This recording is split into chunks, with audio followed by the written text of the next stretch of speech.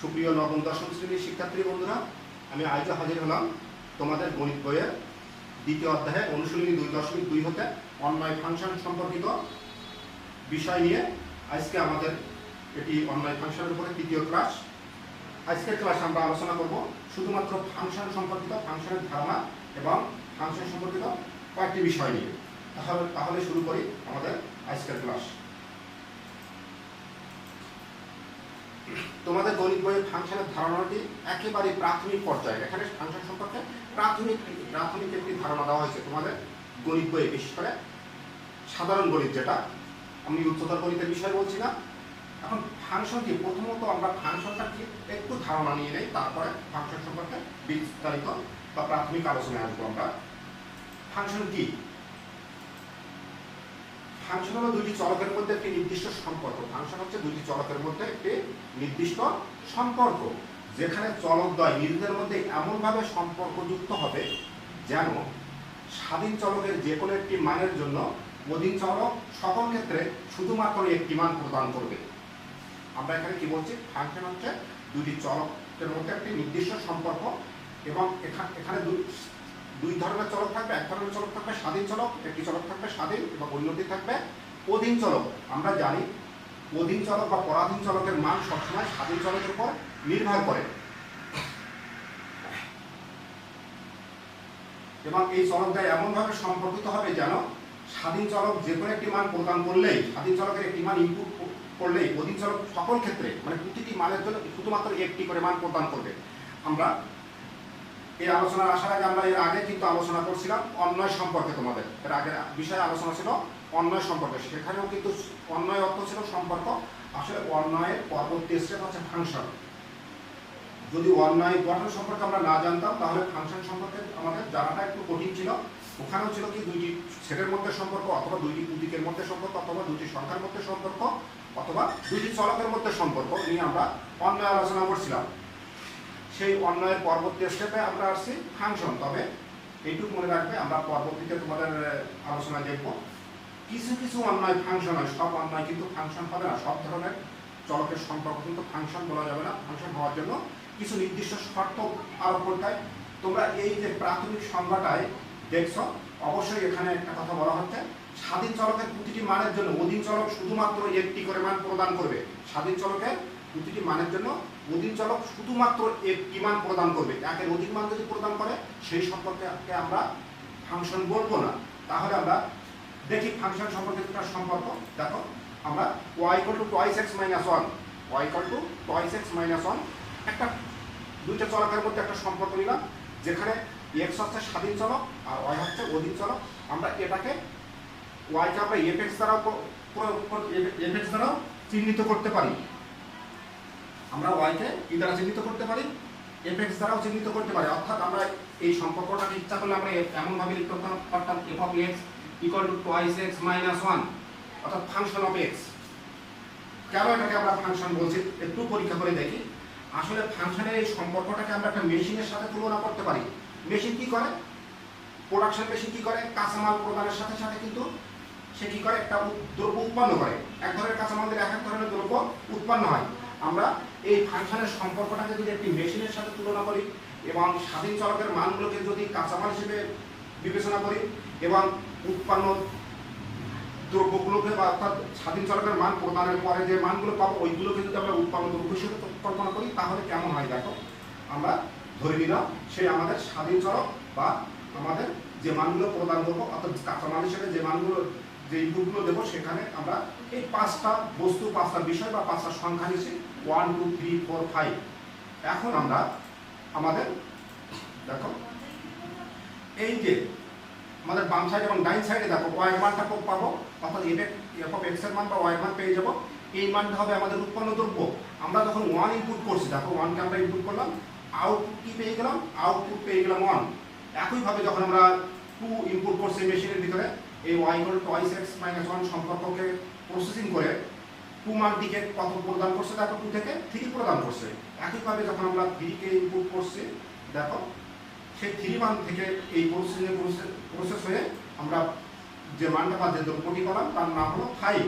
একইভাবে আমরা 4 কে যখন প্রদান করছি, আমরা মান পেয়ে যাচ্ছি 7, একইভাবে 5 প্রদান করার সাথে সাথে আমরা এখানে মান পেয়ে গেলাম 9। এখানে একটা বিষয় একটু লক্ষ্য করি, দেখো 1 যখন প্রদান করছিলাম তখন আমরা 1 পেলাম, 2 যখন মান ইনপুট করলাম তখন 3 পেলাম, 3 যখন ইনপুট করলাম তখন 5 পেলাম, 4 ইনপুট করলে 7 পাইছি, এবং 5 এর সাথে সাথে 5 ইনপুটের সাথে সাথে আমরা 9 পেলাম। এখানে সেই বিষয়টা ঠিক আছে কিনা আমরা দেখি। প্রত্যেকটা মান আমরা স্বাধীন চলকের 1, 2, 3, 4, 5 ইনপুট করছি, আমরা অধীন চলকে 1 এর জন্য 1 পাইছি, 2 এর জন্য 3 পেয়েছি, 3 এর জন্য 5 পেয়েছি, 4 এর জন্য 7 পেয়েছি এবং 5 এর জন্য 9 পেয়েছি। এখানে আমাদের ডাইন সাইডে যে y এর মানগুলো, x এর প্রত্যেকটা মানের জন্য কিন্তু y এর মানগুলো y শুধুমাত্র একটা করে মান প্রদান করছে। y শুধুমাত্র কয়টা মান প্রদান করছে? y শুধুমাত্র একটি মান প্রদান করছে। তাহলে আমাদের শর্তটা আছে, ঠিক আছে কিনা দেখো। স্বাধীন চলকের যে কোনো একটি মানের জন্য অধীন চলক সকল ক্ষেত্রে শুধুমাত্র একটি মান প্রদান করবে। যারা উচ্চতর গণিতে আছো, আমরা উচ্চতর গণিতে এই ধরনের সম্পর্কের ফাংশনকে আমরা কি নামে চিহ্নিত করে ওই ক্ষেত্রে দেখাবো। এরপরে দেখি আমরা আরো একটা সম্পর্ক দেখি, এই ধরনের আরো একটা সম্পর্ক নিয়ে আসলাম, সেই একই ধরনের কিন্তু একটু সম্পর্কটা ভিন্ন। y = x², অর্থাৎ আমাদের সম্পর্কটা হবে f of x = x², অর্থাৎ y = f of x। তাহলে এটাকেও যদি আমরা একটা মেশিন হিসেবে কল্পনা করি এই ফাংশনটাকে, তাহলে এখন কি হচ্ছে দেখো, আমরা x এর কিছু মান নিয়ে নিলাম এবং x এর মানটা এখানে ইনপুট করব, আউটপুটটাও আমরা সাথে সাথে দেখে নেব, আউটপুটটাও সাথে সাথে আমরা দেখে নেব। তাহলে এখানে দেখো আমরা x এর প্রাথমিক বা ইনপুট মান হিসেবে আমরা স্বাধীন চলকের ইনপুট মান হিসেবে আমরা নিয়ে নিলাম 1 নিলাম, -1 নিলাম, 2 নিলাম, -2 নিলাম এবং 3 নিলাম। এখন দেখি এই সম্পর্কে যখন আমরা এই মেশিন বা ফাংশন সম্পর্কে আমরা 1 ইনপুট করব তখন আমাদের কি আসছে দেখো, 1 আসছে। আবার যখন -1 ইনপুট করছি তখন দেখো আবার কি হচ্ছে, তখনও কিন্তু -1 আসছে। আবার 2 ইনপুট করছি, এক্ষেত্রে দেখো আউটপুট আমরা 4 পাচ্ছি। একইভাবে -2 যখন ইনপুট করছি তখন আমরা আবার মান পেয়ে যাচ্ছি 4। আবার 3 ইনপুট করলে আমরা মান পাচ্ছি 9। তাহলে এই ক্ষেত্রে আমাদের মানগুলোর ভিতরে যদি একটু লক্ষ্য করি তাহলে দেখো 1 যখন প্রদান করছিলাম তখন মান পেয়েছিলাম 1, আবার -1 যখন প্রদান করছি তখনও পাইছি 1, 2 যখন মান প্রদান করছি তখন পেয়ে গেছি 4, আবার -2 যখন প্রদান করছি তখনও মান পেয়ে গেছি 4। একইভাবে আমরা 3 প্রদান করছি, মান পাইছি 9। আমরা যদি এক্ষেত্রে -3ও প্রদান করতাম তাহলে মান আসতো আমাদের 9। তাহলে খুব লক্ষ্য রাখো। এখন প্রশ্ন আসতে পারে, আমরা x এর মান 1 দিলাম, y এর মান পেলাম 1, আবার x এর মান -1 দিলাম, সেক্ষেত্রে y এর মান পেলাম 1। তাহলে এটা কি আমাদের শর্ত মানছে? অবশ্যই শর্ত মানছে, কারণ আমাদের ছিল x এর পৃথক মানের জন্য y সকল ক্ষেত্রে একটি করে মান প্রদান করবে। এমন বলা হয় না y কখনো একই মান দুইটা x এর দুইটা মানের জন্য একই মান প্রদান করতে পারবে, এমন কোনো শর্ত কিন্তু আমাদের বলা হয় নাই। তাহলে এই ধরনের সম্পর্ককে আমরা ফাংশন বলবো, এই ধরনের সম্পর্ককে আমরা ফাংশন বলবো। কিন্তু সকল ক্ষেত্রে সকল সম্পর্ক কি ফাংশন হবে একটু দেখি। আমরা যদি এখানে একটা বিষয় মনে রাখতে হবে, x এর যে কোনো মান প্রদান করলে y অবশ্যই যেন মান একটি মান প্রদান করে। x এর মান প্রদান করলে y কোনো মান পেল না, সেটা কিন্তু ফাংশন হবে না, সেটা ফাংশন হবে না। যেমন আমরা একটা সম্পর্ক যদি এমন নিতাম f of x = হয়তো x হলো, তাহলে আমরা যদি এখানে x যদি f of 4 বসাতাম তাহলে কত আসতো? f of 4 বসালে এখানে মান কত হতো? 2 হতো। কিন্তু f of যদি -4 বসাতাম তখন কিন্তু এখানে আমরা কোনো মান পেতাম না। তাহলে এই যে এই 4 মানটা বসানোর পরে আমরা মান পাচ্ছি না, তাহলে এই -4টা কিন্তু এই f of ফাংশনের, এটাকে ফাংশন বলা যাবে কিন্তু -4টা এই ফাংশনের অন্তর্গত, ডোমেনের অন্তর্গত মান হবে না। ডোমেনের অন্তর্গত মান কি তোমাদের একটু প্রাথমিক ধারণা হয়তো আছে, তারপর আমরা আবার পরে আলোচনা করব, ঠিক আছে? অর্থাৎ x এর যে মানগুলো প্রদান করব y ও যেন প্রত্যেক ক্ষেত্রে একটি মান প্রদান করে। আরো আমরা ফাংশন সম্পর্কে আরো বিস্তারিত আলোচনা আসতে পারতাম, কিন্তু যেহেতু আমরা বলছি যে তোমাদের গণিত করে ফাংশনের আলোচনাটি একেবারে প্রাথমিক পর্যায়ে, এই জন্য আমরা এর বেশি আলোচনা এখানে করব না, আমাদের এর বেশি আলোচনা দরকার নেই। তাহলে আমরা ফাংশন সম্পর্কে যদি চলকের মাধ্যমে সংজ্ঞা প্রদান করি তাহলে কেমন হচ্ছে দেখা যাক। দেখো অর্থাৎ এখানে আমরা কি পাইছি x এর একটি মানের জন্য y এর একটি মাত্র মান পাওয়া যায়। কেমন ভাবে পাওয়া গেছে দেখো, 1 প্রদান করছিলাম 1 মাইনাস 1 প্রদান করছি 1, অর্থাৎ প্রত্যেকটা মানের জন্য y একটি করে মান প্রদান করছে। এবং এই ক্ষেত্রে x ও y এর মধ্যে আমরা যে সম্পর্কগুলো দেখাইছিলাম, প্রথম ক্ষেত্রে সম্পর্ক দেখাইছিলাম y = 2x 1 দ্বারা, এবং দ্বিতীয় ক্ষেত্রে সম্পর্ক দেখাইছি y = x² দ্বারা। এবং এই দুই ক্ষেত্রে x এর যে কোনো মান ইনপুট করি না কেন, প্রতিটি ক্ষেত্রে y মাত্র শুধু একটা করে মান প্রদান করছে, y একটা করে মান প্রদান করছে। সুতরাং আমরা ফাংশন কাকে বলবো, চলকের মাধ্যমে যদি সংজ্ঞা দেই, সুতরাং দুইটি চলক x এবং y এমন ভাবে সম্পর্কযুক্ত হয় যেন x এর যে কোনো একটি মানের জন্য y এর একটি মাত্র মান পাওয়া যায়, তবে y কে আমরা x এর ফাংশন বলবো, y কে আমরা x এর ফাংশন বলবো। আর সাধারণত x এর ফাংশনকে আমরা y, যেমন y আমরা লিখছিলাম y = 2x - 1, অথবা y না লিখে আমরা y কে f(x) লিখতে পারি, f(x) = 2x - 1, অথবা g(x) লিখতে পারি, g(x) = 2x - 1, অথবা f(x) লিখতে পারি, f(x) = 2x - 1। অর্থাৎ আমরা ফাংশনকে কি দ্বারা প্রকাশ করতে পারি, y দ্বারা প্রকাশ করতে পারি, y কে বলবো x এর ফাংশন, অথবা f(x) দ্বারা প্রকাশ করতে পারি, f(x) কেও বলবো x এর ফাংশন, g(x) দ্বারা প্রকাশ করতে পারি, g(x) কেও বলবো আমরা x এর ফাংশন। ক্লিয়ার? তাহলে আমরা আরো একটু সংজ্ঞাটা একটু বলে নেই। দেখো, তাহলে আমরা ফাংশন কাকে বলছি? ফাংশন হচ্ছে দুইটি চলকের মধ্যে একটি নির্দিষ্ট সম্পর্ক, যেখানে একটি চলক হবে স্বাধীন চলক এবং আরেকটি হবে অধীন চলক। এই সম্পর্কটা কেমন সম্পর্ক? স্বাধীন চলক যে কোনো একটি মান প্রদানের সাথে সাথে অধীন চলক অবশ্যই মান প্রদান করবে, বা অধীন চলকের একটা মান পাওয়া যাবে, সে মানটি হবে একটি মান। স্বাধীন চলকের প্রতিটি পৃথক পৃথক মানের জন্য অধীন চলক প্রত্যেক ক্ষেত্রে একটি করে মান প্রদান করবে। কিন্তু এটা বলা যাবে না স্বাধীন চলকের একাধিক মানের জন্য অধীন চলক একই মান প্রদান করবে কিনা, এটা আমাদের মানে ফাংশনের শর্তের ভিতরে পড়ে না। তাহলে আমাদের এমন হতে পারে, যেমন আমাদের যদি এই ফাংশনটাই আমরা ক্রমজোড় আকারে দেখাতাম, এটা ক্রমজোড় সেট আকারেও দেখানো যেত। কেমন? 1 এর জন্য পাইছি আমরা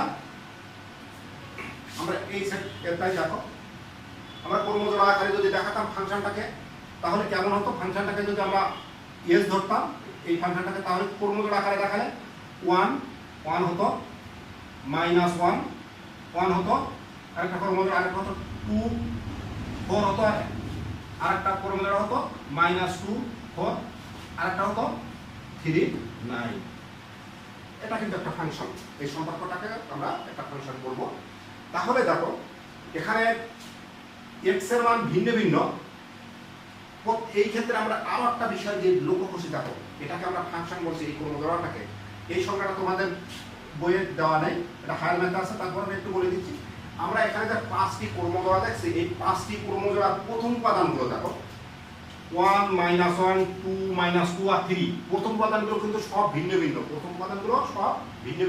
কিন্তু দ্বিতীয় উপাদানে কিন্তু মিল আছে, দ্বিতীয় উপাদানে মিল থাকতে পারে। অর্থাৎ কোনো অন্যায়ের ক্রমজোড়াগুলো প্রথম উপাদান যদি সব ভিন্ন ভিন্ন থাকে, তাহলে ওই অন্যায়টিও ফাংশন হবে। ওই অন্যায়টিকে সাধারণত ফাংশন বলে, যখন আমরা অন্যায় থেকে ফাংশনের সংজ্ঞা দেব। অর্থাৎ একই প্রথম উপাদান বিশিষ্ট যদি একাধিক ক্রমজোড়া না থাকে, তাহলে ওই অন্যায়টি ফাংশন আমরা একটা উচ্চতর গণিতে আরো ভালোভাবে শিখে নেব। তাহলে তোমাদের ক্লিয়ার? অর্থাৎ স্বাধীন চলকের প্রত্যেকটা মানের জন্য অধীন চলক শুধুমাত্র একটি করে মান প্রদান করে, এবং প্রত্যেকটা মানের জন্য অবশ্যই অধীন চলকে একটা মান পাওয়া যাবে। তাহলে ওই ধরনের সম্পর্ককে আমরা ফাংশন বলবো, ওই ধরনের সম্পর্কে ফাংশন বলবো। তাহলে তোমরা ক্লিয়ার? অর্থাৎ ফাংশন হচ্ছে দুইটি চলকের মধ্যে একটি স্বাধীন চলক আর একটা অধীন চলক। তোমরা স্বাধীন চলক কি অধীন চলক এটা তো জানো, যে আমরা বীজগণিতে দুই ধরনের চলকের ব্যবহার করি, একটা হচ্ছে স্বাধীন চলক ইন্ডিপেন্ডেন্ট চলক, আর একটা হচ্ছে অধীন চলক ডিপেন্ডেন্ট চলক। সাধারণত আমাদের x কে স্বাধীন চলক বলা হয় আর y কে অধীন চলক বলা হয়। আমরা y = fx সম্পর্কে বা y = 2x - 1 এই সম্পর্কে y = 2x - 1 এই সম্পর্কের ক্ষেত্রে বা এই ফাংশনটির ক্ষেত্রে x কে স্বাধীন চলক বলছি আর y কে অধীন চলক বলছি। ক্লিয়ার? তাহলে আমরা ফাংশনের ক্ষেত্রে আমরা একটু দেখি আমাদের ফাংশনের রূপান্তরগুলো কিভাবে হয়। ফাংশনের রূপান্তরগুলো কিভাবে হয় আমরা একটু আসি। দেখো 10 মিনিট এখানে আমরা x এর একটি ফাংশন আমরা ধরে নিলাম f of x equal to x cube minus 6x square plus 11x minus 6। এখানে আমরা কি করছি x এর একটি ফাংশন নিয়েছি, এখানে কিন্তু চলক ব্যবহার করা হয়েছে x, তাহলে প্রশ্ন আসছে y কই, f of x K y ধরা হয়, এই f of x টাকে আমরা y ধরি, তাহলে তো y equal to f of x ধরা হয়। এক্ষেত্রে আমরা এই ফাংশনটাকে কোন চলকের ফাংশন বলছি, x চলকের function y equal to fx।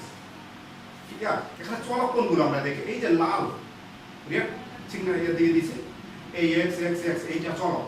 আমরা এই ফাংশনে x এর যদি x চলক x এর মানের যদি x এর মানের বাম পাশে যেভাবে পরিবর্তন আনবো ডান পাশে সেই একই ভাবে পরিবর্তন আনতে হবে। কেমন ভাবে দেখো, আমরা এই ফাংশনটাকে x এর পরিবর্তে যদি y লিখি তাহলে কেমন হবে, x এর পরিবর্তে যদি y লিখি তাহলে আমাদের ফাংশনটা কেমন হতো, তখন এখন হয়ে গেছে y চলকের ফাংশন। দেখো এই যে f of y, এখানে দেখো x এর পরিবর্তে y আসছে, x এর পরিবর্তে y আসছে, x এর পরিবর্তে y আসছে এবং এখানেও x এর পরিবর্তে y আসছে। একটা বিষয় মনে রাখতে হবে, ফাংশনের ক্ষেত্রে শুধুমাত্র চলকের মানের পরিবর্তন হবে, অন্য কোনো মানের পরিবর্তন হবে না। এখানে কিন্তু আমরা শুধুমাত্র চলকটার পরিবর্তন আনছি, ডান সাইডে ধ্রুবক পদ অথবা চলকের সাথে যে সহগগুলো রয়েছে তার কোনো পরিবর্তন আমরা এখানে দেখাইনি। তাহলে আমরা আরো একটু যদি দেখি অন্য একটা ফাংশন g of x দেখি, g of x equal to আমরা নিলাম আরেকটা ফাংশন twice x plus 1 আর twice x minus 1। এই ফাংশনটার ক্ষেত্রে যদি আমরা এর চলকগুলো দেখি, দেখো আমরা এটাও x এর কি ফাংশন, এখানে চলকগুলো দেখো রেড লাল করে দেখাই দিলাম, এই চলকগুলো বাম সাইডে আমরা g of x এই x এর, ডান সাইডে x পাইছি এই দুই জায়গায়। এখানে x এর পরিবর্তন যে মান দ্বারা আনবো ডান সাইডে শুধু এই দুইটা x এর পরিবর্তন হবে, অন্য কোনো পরিবর্তন হবে না। কেমন হবে দেখি, তাহলে আমরা g of y নিলাম, তাহলে x এর জায়গায় কি হয়ে গেল, শুধু y হয়ে গেল। বুঝতে পারছো তোমরা, যদি আমরা এখানে না নিয়ে এই ফাংশনটা যদি g of 2 নিতাম, x এর পরিবর্তে 2 লিখতাম, তাহলে 2 ইকুয়াল টু হতো 2 * 2 + 1 বাই 2 * 2 - 1 ইকুয়াল টু কত হতো 4 + 1 4 - 1 ইকুয়াল টু 5/3 হতো। ক্লিয়ার, g of 2 এর মান হতো 5/3। এখন যদি আমরা এই g of x ফাংশনটিকে অন্য আরেকটু ভাবে পরিবর্তন আনি, যে পরিবর্তনগুলো তোমাদের অঙ্কে দেখছি অনেক সময় তোমরা পড়ার সময় বারবার ভুল করো, একটু দেখো x এর পরিবর্তে আমরা নিয়ে নিলাম 1/x নিলাম, g of এই এখানে x এর পরিবর্তে যদি বসালাম 1/x, তাহলে ডান সাইডে কি পরিবর্তন হয়েছে দেখো, এখানে x এর পরিবর্তে বসাইছে 1/x বা এই y এর পরিবর্তে 1/x বসাইছি, আমি এটাই দেখাচ্ছি x এর পরিবর্তে 1/x, তাহলে ডান সাইডে শুধু x এর জায়গায় 1/x হবে +1, এই যে x এর জায়গায় 1/x - 1। তোমরা এই ফাংশনে আমরা দেখছি তোমাদের খাতা দেখতে গিয়ে অনেক স্টুডেন্টরা এই ভুলটা করে থাকে বারবারই, শুধু এটা কিছু স্বাধীনভাবে দেখা পারবে না, এই ভুলটা অনেক সময় করে থাকো তোমরা। যখনই আমরা দেখি যে g of x লিখছো, g of 1/x সাথে সাথে কি করো 1 দিয়ে এই যে twice x plus 1 twice x minus 1 দিয়ে বসে থাকো। আসলে এটা না, শুধুমাত্র আমরা এখানে এইখান থেকে এই পরিবর্তনটা অবশ্যই মনে রাখবেন, শুধু চলকের পরিবর্তন হবে, রাশির পরিবর্তনটা না যাবে না, শুধু চলকের। যেহেতু x চলক সম্পর্কিত, x এর পরিবর্তে 1/x বসাইছে, তাহলে ওই x এর পরিবর্তে 1/x করবে। আশা রাখি তোমাদের ফাংশন সম্পর্কিত প্রাথমিক ধারণায় কোনো সমস্যা থাকার কথা না। আমরা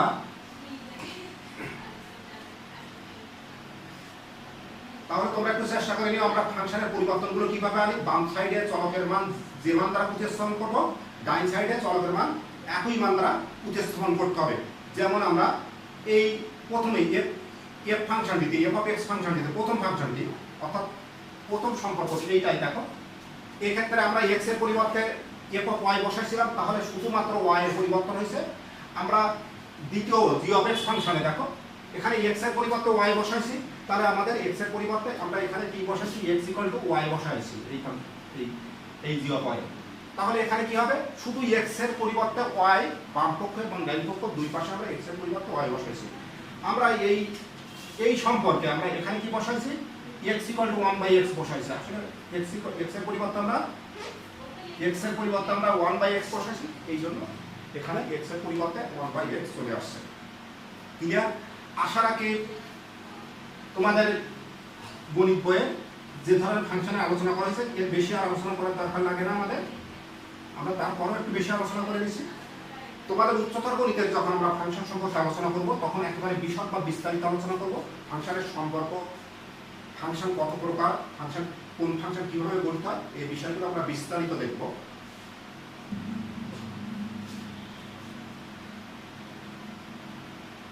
এখন দেখো তোমাদের গণিত বইয়ের একটি অঙ্ক নিয়ে আমি এখানে উপস্থাপন করছি। একটা অঙ্ক সরাসরি একটি অঙ্কতে দেখানো হয়েছে F of X, function of X, function of X এর মান হচ্ছে 1 plus X square plus x4 by X square.